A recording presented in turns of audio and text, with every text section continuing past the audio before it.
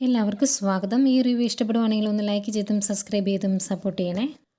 അപ്പോൾ മഹേശ്വരൻ ചോദിക്കുന്നുണ്ട്, ഗൗതത്തിൻ്റെ ജീവിതത്തിന് ഇപ്പോൾ എന്താ സംഭവിച്ചത്? അവൻ ജോലിക്ക് പോകുന്നുണ്ട്, ഇവിടെയുള്ളവരുടെ എല്ലാം മിണ്ടുന്നുണ്ട്, നന്ദുക്കുട്ടനുമായിട്ട് വളരെ സന്തോഷത്തോടെയല്ലേ മുന്നോട്ട് പോകുന്നത് എന്ന് ചോദിക്കുമ്പം ലക്ഷ്മി പറയുന്നുണ്ട്, നിങ്ങൾക്കൊക്കെ എന്താ മനസ്സിലായിരിക്കുന്നത്? നിങ്ങളൊന്നും കണ്ണു തുറന്നല്ലേ ഗൗതത്തെ കാണുന്നത്?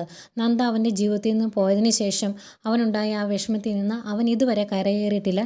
ഇപ്പോഴും അവൻ്റെ മനസ്സിൽ ആ സങ്കടമുണ്ട്. എൻ്റെ മകൻ നന്നായിട്ടൊന്ന് ചിരിച്ചിട്ട് തന്നെ കാലം എത്ര ആയെന്നറിയാവോ എന്നൊക്കെ ഇങ്ങനെ പറയുക. അന്നേരം മഹേശ്വരൻ പറയും, എന്ത് ചെയ്യാനാ, നന്ദ മരിച്ചു പോയില്ലേ, ഇനിയിപ്പോൾ എന്തെങ്കിലും പറഞ്ഞിട്ട് കാര്യമുണ്ടോ എന്ന് മഹേശ്വരൻ ചോദിക്കുമ്പോൾ ലക്ഷ്മി പറയുവാണ്, മരിച്ചുപോയി, എങ്കിലും എനിക്ക് ആ പക അങ്ങ് തീരുന്നില്ല എന്ന് ലക്ഷ്മി പറയുക. കാരണം അവിടുന്ന് അച്ചുമോനെ എടുത്തുകൊണ്ട് പോയില്ല, അന്നേ തീർന്നതാണ് എൻ്റെ മോൻ്റെ ജീവിതത്തിലെ വെളിച്ചം. അന്ന് തൊട്ട് ഇരുട്ടാണ് എൻ്റെ മകൻ്റെ ജീവിതത്തിൽ. അതൊന്നും എനിക്ക് ഓർക്കുമ്പം സഹിക്കാൻ പറ്റുന്നില്ല എന്നൊക്കെ ലക്ഷ്മി പറയുന്നുണ്ട്. അന്നേരം മഹേശ്വരൻ പറയും, അതൊന്നും സാരമില്ല ലക്ഷ്മി, ഇപ്പോൾ അവന് കൂട്ടായിട്ട് നന്ദുമോനില്ലേ എന്ന് ചോദിക്കുമ്പോഴത്തേക്കും ലക്ഷ്മി പറയുവാണ്, അത് സ്വന്തം മകനായിട്ട് കൂട്ടാൻ പറ്റുമോ? എന്തൊക്കെ പറഞ്ഞാലും രക്തം രക്തം തന്നെയാണ്, അതിൻ്റെ മഹത്വം ഒന്നും മനസ്സിൽ നിന്ന് പോകത്തില്ല, അതിൻ്റെ വിഷമവും എൻ്റെ മനസ്സിൽ നിന്ന് മാറില്ല എന്ന് പറയുമ്പോഴത്തേക്കും മഹേശ്വരൻ ചുറ്റും നോക്കിയിട്ട്, ഇതെന്താ ലക്ഷ്മി നീ ഇങ്ങനെയൊക്കെ പറയുന്നത് എന്ന് ചോദിക്കുക. അന്നത്തേക്കുമാണ് മുത്തശ്ശ എന്ന് വിളിച്ചുകൊണ്ട് നന്ദുക്കുട്ടൻ വരുന്നത്. അപ്പോൾ രണ്ടുപേരും ഒന്ന് ഞെട്ടു കിട്ടുക, കാരണം ഇതുവെല്ലാം കേട്ടിട്ടുണ്ടോ അവരെ എന്നോർത്ത്.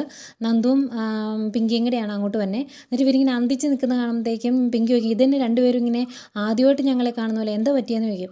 അല്ല പെട്ടെന്ന് ഇങ്ങനെ കയറി വന്നപ്പോൾ ആരാ എന്ന് ഓർത്തു എന്ന് മഹേശ്വരൻ പറയും. അന്നേരം പിങ്കി പറയുന്നുണ്ട്, ഇവിടെ വന്ന് നിങ്ങളെ ശല്യപ്പെടുത്താൻ ഈ ജവാനല്ലാതെ വേറെ ആർക്കാ ധൈര്യമുള്ളത് എന്നിങ്ങനെ പറയുവാണ്. എന്നിട്ട് പിങ്കി പറയും, ഞാൻ അവിടെ ഇരുന്നിട്ട് ഇവൻ എന്നെ സമ്മതിക്കുന്നില്ല, മുത്തശ്ശനെ കാണാമെന്ന് പറഞ്ഞാൽ ആകെ ബഹളം, അതുകൊണ്ടാണ് ഇങ്ങോട്ട് വന്നത് എന്ന് പറയും. അതൊക്കെയും ആഹാ അങ്ങനെയാണോ അവിടെ മിടുക്കുക, നീ എന്തിനാണ് എന്നെ കാണാൻ വന്നത് എന്നൊക്കെ മഹേശ്വരൻ ചോദിക്കുമ്പോൾ, എനിക്കിപ്പോൾ ആന കളിക്കണം അതിനാ വന്നത് എന്ന് പറയും. അന്നേരം മഹേശ്വരൻ പറയും, അയ്യോ ആന രാത്രി ആയില്ലേ, ഇപ്പോൾ പോയി കിടന്ന് ഉറങ്ങിക്കാണമെന്ന് പറയുമ്പോൾ, ഇല്ലെന്ന്, ഈ ആന അരിക്കൊമ്പനാണ്, രാത്രിയിൽ അരി തിന്നാനായിട്ട് ഇറങ്ങി നടക്കുന്നതാണ്, അതുകൊണ്ട് ആ ആന ഉറങ്ങില്ല എന്ന് പറയും. അന്നേരം പിങ്കി പറയുന്നുണ്ട്, വല്യമ്മാവൻ്റെ ഒരു കളി അവൻ്റെ അടുത്ത് നടക്കുകയില്ല കേട്ടോ എന്ന് പറയും. അത് കഴിഞ്ഞ് കുറച്ച് ആന കളിക്കുകയോ ഒക്കെ ചെയ്യുന്നുണ്ട്.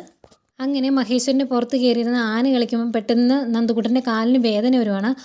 എൻ്റെ കാല് എന്ന് പറഞ്ഞ് കരയുമ്പം പയ്യെ എടുത്ത് നിലത്തോട്ട് നിർത്തും. അന്നേരം എന്താ പറ്റിയ മോനെ, കാലിന് എന്താ പറ്റിയെന്ന് ചോദിക്കുമ്പോഴാണ് മോൻ പറയുന്നത്, ഞാൻ ശാന്തിപുരത്ത് ചെന്നപ്പോൾ വീണായിരുന്നു എന്ന്.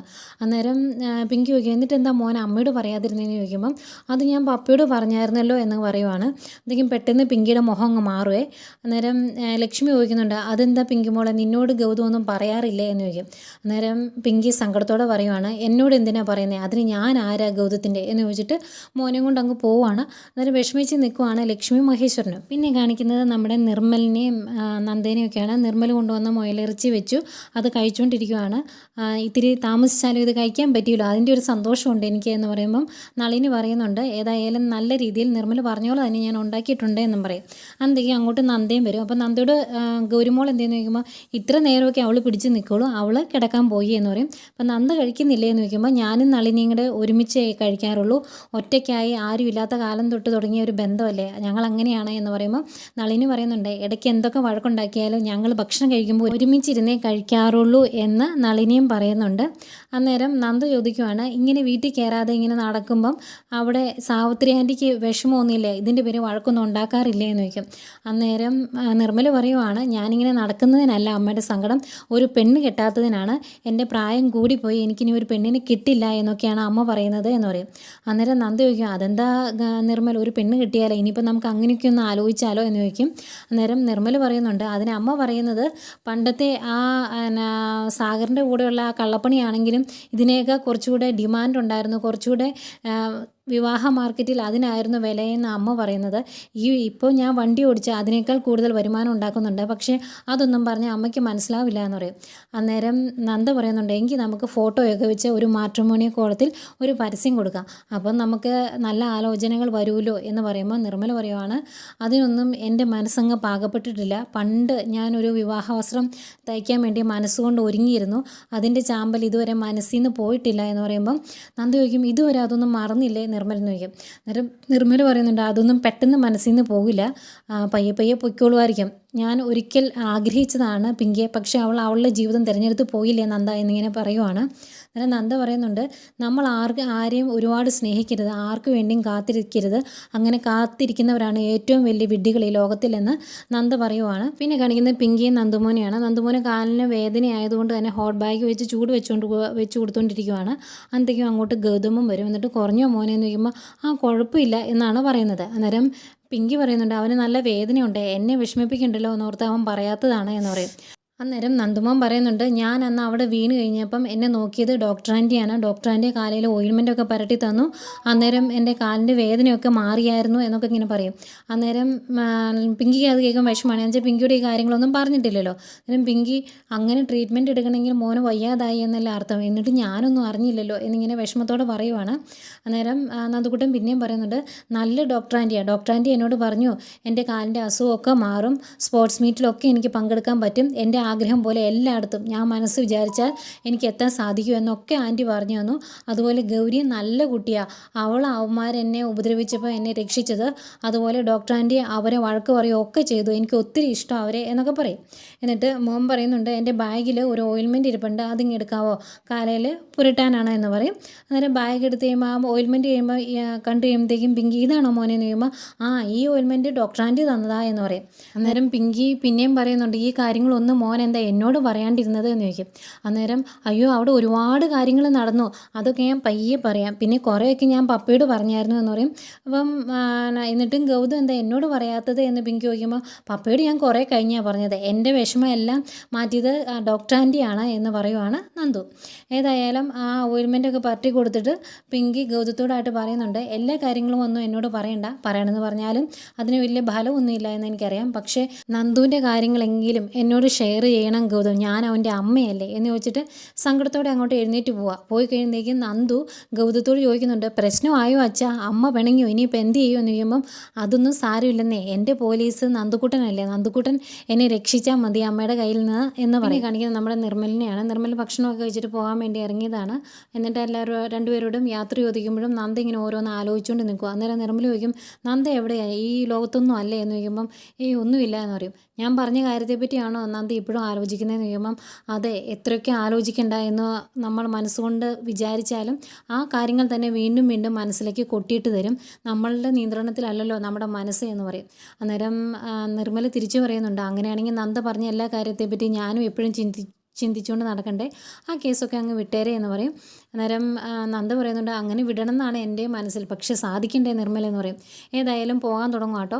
അന്തേക്കും ഗേറ്റൊക്കെ തള്ളി തുറന്ന് നമ്മുടെ മഞ്ജുമാടും അവരുടെ ഗുണ്ടകളും പിന്നെ 2-3 അയൽക്കാരും ഉണ്ടെന്ന് തോന്നുന്നു അങ്ങനെ കയറി വരുവാണ്. അന്നേരം അവരുടെ വരവ് കാണുന്നത് നിർമ്മലിന് അത്ര പന്തിയല്ലാന്ന് തോന്നുന്നു. അപ്പം നിർമ്മല ചോദിക്കുന്നുണ്ട്, ഇതെന്താ മഞ്ജുമാഡം, ഇതൊരു പടയ്ക്കുള്ള ആളുമായിട്ടാണല്ലോ വന്നേക്കുന്നത്, എന്താ കാര്യം എന്ന് ചോദിക്കുക. അന്നേരം മഞ്ജു പറയുവാണ്, അതെ ഞാനൊരു കാര്യം പറയാനാണ് വന്നത്, അയൽക്കാരുടെ പരാതി കിട്ടിയോ എന്നൊന്ന് അന്വേഷിക്കണമല്ലോ, അതിന് വേണ്ടിയേ ഞാൻ വന്നതെന്ന് പറയും.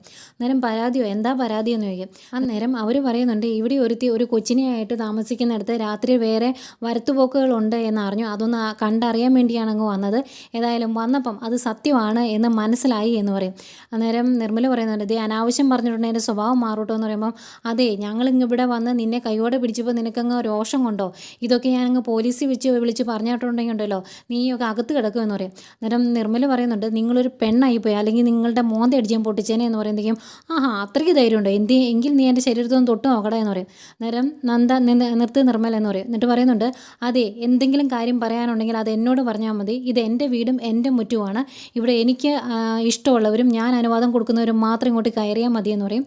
അന്നേരം അവിടെ നിൽക്കുന്ന ഗുണ്ടകളിൽ ഒരാൾ പറയുവാണ്, അങ്ങനെയാണെങ്കിൽ ഞങ്ങൾക്കും അനുവാദമൊക്കെ ഞങ്ങളൊക്കെ ഒന്ന് അകത്ത് കയറട്ടെ എന്നിങ്ങനെ പറയുമ്പോഴേക്കും നിർമ്മല പറയുന്നുണ്ട്, വിക്ടറെ നീ മര്യാദയ്ക്ക് സംസാരിച്ചോണം, അല്ലെങ്കിൽ നിൻ്റെ മോന്ത അടിച്ച് ഞാൻ പൊളിക്കും, നീ ഇവിടുന്ന് ഇഴഞ്ഞ് പുറത്തേക്ക് പോകുള്ളൂ എന്ന് പറയുമ്പം മഞ്ജു ചോദിക്കുന്നുണ്ട്, അതെ ഞങ്ങളിവിടെ വരികയും ചെയ്തു, നിന്നെയൊക്കെ കൈയോടെ പിടിക്കുകയും ചെയ്തു, ഓരോ ദിവസം ഓരോരുത്തരാണ് ഇവളുടെ വീട്ടിലോട്ട് വരുന്നത്, അത് കണ്ടുപിടിച്ചതാണ് ഇപ്പോൾ കുഴപ്പം, ഇത് ഞാനങ്ങ് പോലീസിൽ വിളിച്ച് പറയട്ടെ എന്ന് ചോദിക്കും. അന്നേരം നന്ദ പറയുന്നുണ്ട്, ആയിക്കോട്ടെ നിങ്ങൾ പോലീസിൽ വിളിച്ച് പറ, ആ കൂടെ ഞാൻ കുറച്ച് പത്രക്കാരോടും വിളിച്ച് പറയാം, എന്നിട്ട് കാര്യങ്ങളൊക്കെ ഞാൻ അവർക്ക് വിശദീകരിച്ചു കൊടുക്കാം, നൈറ്റ് പാർട്ടിയിൽ കഞ്ചാവ് പിടിച്ചതിൻ്റെ വാശിക്ക് നിങ്ങളെ എന്നെയും എൻ്റെ കൂടെയുള്ളവരെ നാണം കെടുത്താൻ വേണ്ടി മനഃപൂർവ്വം വന്നതാണ് വന്നതാണ് എന്നുള്ള രീതിയിൽ നാളെ എല്ലാ പത്രത്തിലും വാർത്ത വരുന്നത് ഞാൻ കാണിച്ചു തരണോ? അങ്ങനെ വാർത്ത വന്നിട്ടുണ്ടെങ്കിൽ നിങ്ങൾക്കിപ്പം മിച്ചമുള്ളൊരു രാഷ്ട്രീയ ഭാവിയില്ലേ, അതുകൂടി അങ്ങ് തൊലഞ്ഞു കിട്ടും. അതിനുള്ള ധൈര്യവും അതിനുള്ള തൻ്റെ ഇടമൊക്കെ മഞ്ജു മാഡത്തിനുണ്ടോ? ഉണ്ടെങ്കിൽ നമുക്കൊന്ന് നോക്കാമെന്ന് പറയുമ്പോഴത്തേക്കും അവരുടെ മുഖം അങ്ങ് മങ്ങുവേ. അന്നേരം പറഞ്ഞത് കേട്ടല്ലോ, അങ്ങനെ തന്നെ ചെയ്യും നന്ദ. പിന്നെ നിങ്ങൾക്കൊരു രാഷ്ട്രീയ ഭാവി ഉണ്ടാകുകയില്ല. പിന്നെ ഒരു കാര്യമൂടെ ഞാൻ പറഞ്ഞേക്കാം, ഞാനൊരു 10 വരെ എണ്ണം. അതിനു മുമ്പ് ഈ മുറ്റത്ത് നിന്ന് ആണായിട്ടുള്ളവന്മാർ പുറത്തേക്ക് പോകണം, അല്ലെങ്കിൽ ഇവിടെ നിന്ന് ഇഴഞ്ഞേ പോകുള്ളൂ എന്ന് നിർമ്മല പറയുവാണ്. എന്നിട്ട് എണ്ണി തുടങ്ങി 2, 3 ആകുമ്പോഴത്തേക്കും അവന്മാർ വിട്ടടിച്ച് പോകും. അന്നേരം നിർമ്മല പറയുന്നുണ്ട്, കൂടെ വന്ന പരിചാരകരൊക്കെ പോയി, എന്നാൽ മാഡം കൂടി അങ്ങ് പോയാട്ടെ എന്ന് പറയും. അന്നേരം ദേഷ്യം വന്നിട്ട് മഞ്ജു പറയുന്നുണ്ട്, അതെ നീയൊക്കെ അനുഭവിക്കും, അല്ലെങ്കിൽ നിന്നെ കൊണ്ടൊക്കെ അനുഭവിപ്പിക്കും, അതൊക്കെ തുടങ്ങാൻ പോകുന്നുള്ളൂ എന്നൊക്കെ പറഞ്ഞിട്ട് അങ്ങ് പോവാം. അവർ പോയി കഴിയുമ്പോഴത്തേക്കും നിർമ്മലിനാകെ സങ്കടം. നിർമ്മൽ പറയുന്നുണ്ട്, ഞാൻ വന്നതുകൊണ്ടല്ലേ നന്ദയ്ക്ക് ഇതൊക്കെ കേൾക്കേണ്ടി വന്നത്, ഞാനായിരുന്നു അതിനെപ്പറ്റി ചിന്തിക്കേണ്ടത്, ഞാൻ വരാൻ പാടില്ലായിരുന്നു എന്നിങ്ങനെ പറയുക. അന്നേരം നന്ദ പറയുന്നുണ്ട്, അങ്ങനെയാണോ നിർമ്മലിന് തോന്നിയത്? അങ്ങനെയാണെങ്കിൽ ഞാൻ എതിർക്കുന്നില്ല, ഞാൻ ആരാണ് എന്ന് നിർമ്മലിന് മനസ്സിൽ ബോധ്യമുണ്ടല്ലോ, ആ ബോധ്യം ഉള്ളിടത്തോളം കാലം നിർമ്മലിന് ഇവിടെ വരാം. അതങ്ങനെ അല്ലെങ്കിൽ വരണമെന്ന് നിർബന്ധമൊന്നുമില്ല എന്നിങ്ങനെ പറയുക. എന്നിട്ട് അതിൻ്റെ കൂടെ തന്നെ പറയുന്നുണ്ട്, അങ്ങനെ വരാതിരിക്കുവാണെങ്കിൽ നിർമ്മൽ ഒരു ഭീരുവായാണ് എന്ന് ഞാനങ്ങ് കരുതിക്കൊള്ളാം എന്ന് പറയാം. അന്നേരം നിർമ്മൽ സോറിയൊക്കെ പറയും. എന്നിട്ട് അവിടുന്ന് പോരുവാണ്. പിന്നെയും കാണിക്കുന്നത് നമ്മുടെ പിങ്കി മോളെയാണ്. പിങ്കിക്കും ആകെ വിഷമമാട്ടോ, ആകെ സങ്കടം. എന്നുവെച്ചാൽ ഗൗതമും അതുപോലെ നന്ദുക്കുട്ടനൊന്നും അവർക്ക് നല്ല പ്രാധാന്യം കൊടുക്കുന്നില്ല എന്നൊരു വിഷമം. എന്നിട്ടിങ്ങനെ ഓർക്കുവാണ്, എൻ്റെ ജീവിതം ഞാൻ ഗൗതത്തിനും നന്ദുമോനും വേണ്ടി മനസ്സാൽ അർപ്പിച്ചത് ഇങ്ങനെ വിഷമിക്കാനാണോ? എനിക്കും ഒരു മനസ്സില്ലേ ദൈവമേ എന്നൊക്കെ പറഞ്ഞിങ്ങനെ മനസ്സിലോർത്ത് കരഞ്ഞുകൊണ്ടിരിക്കുമ്പോഴാണ് അങ്ങോട്ട് ഗൗതം വരുന്നത്. എന്നിട്ട് ചോദിക്കും, പിങ്കി ഇവിടെ എന്തെടുക്കുക, എന്താ ആലോചിച്ചുകൊണ്ടിരിക്കുക? പിങ്കിക്കുള്ള ടാബ്ലറ്റ് എടുത്ത് വെച്ചിട്ടുണ്ട് എന്ന് പറയും. അന്നേരം പിങ്കി പറയും, എനിക്ക് ടാബ്ലറ്റ് ഒന്നും വേണ്ട, അതുകൊണ്ടൊന്നും എൻ്റെ അസുഖം മാറില്ല, എൻ്റെ ഡിപ്രഷനും തലവേദനയും ഒന്നും അതുകൊണ്ട് മാറില്ല എന്ന് പറയുമ്പം ഗൗതം പറയുന്നുണ്ട്, അല്ലെങ്കിൽ ഞാൻ ഓർക്കാറുണ്ട് പിങ്കി എന്തൊക്കെ ജോലികളാണ് ഇവിടെ ചെയ്യുന്നത്, എപ്പോൾ നോക്കിയാലും എന്തെങ്കിലും ജോലി ആയിരിക്കും, ചിലപ്പം ബിസിനസ് കാര്യങ്ങളായിരിക്കും, ചിലപ്പം വീട്ടിലെ കാര്യങ്ങളായിരിക്കും, അതുപോലെ തന്നെ നന്ദുക്കുട്ടൻ്റെ കാര്യം, ഇതെല്ലാം പിങ്കി ഓടി നടന്ന് ചെയ്യുന്നത് ഒരത്ഭുതം പോലെയാണ് ഞാൻ കാണുന്നത് എന്ന് പറയുമ്പം പിങ്കി പറയുന്നുണ്ട്, അതെല്ലാം ഞാൻ എൻ്റെ ഇഷ്ടത്തോടു കൂടി ചെയ്യുന്നതാണ്, അല്ലാതെ എൻ്റെ കടമയായിട്ടൊന്നും ഞാൻ അതിനെ കണ്ടിട്ടില്ല, എന്നിട്ടും ഇവിടെയുള്ളവർ തിരിച്ചെന്നോട് ആ ഒരു ദയ കാണിക്കുന്നില്ല എന്ന് പറയുമ്പം ഗൗതം പറയുന്നുണ്ട്, അങ്ങനെയൊന്നുമല്ല പിങ്കിക്ക് തോന്നുന്നതായതെന്ന് പറയുമ്പോൾ അതൊന്നും അല്ല ഗൗതം, എനിക്ക് അങ്ങനെ ഒരു പ്രാധാന്യം നിങ്ങൾ ആരും തരുന്നില്ല എന്ന് എനിക്കറിയാം, അതെനിക്ക് സഹിക്കാൻ പറ്റില്ല എന്ന് പറഞ്ഞ് ഭയങ്കരമായിട്ട് കരയുന്നു. അത് കഴിഞ്ഞ് ഗൗതത്തിൻ്റെ നെഞ്ചിലോട്ട് ചാരി കെട്ടിപ്പിടിക്കുവാണ്. അന്നേരം ഗൗതം എന്ത് ചെയ്യണമെന്ന് അറിയാതെ ഇങ്ങനെ കൈ അകത്തി പിടിച്ചും കോട്ടോ, അതിനിടയ്ക്ക് ഇപ്പുറത്തുനിന്ന് ഒരു കൈ ഊരിയെടുക്കാൻ നോക്കുന്നുണ്ട്. ഇത്രയും കാണിച്ചുകൊണ്ടാണ് ഇന്നത്തെ എപ്പിസോഡ് അവസാനിക്കുന്നത്.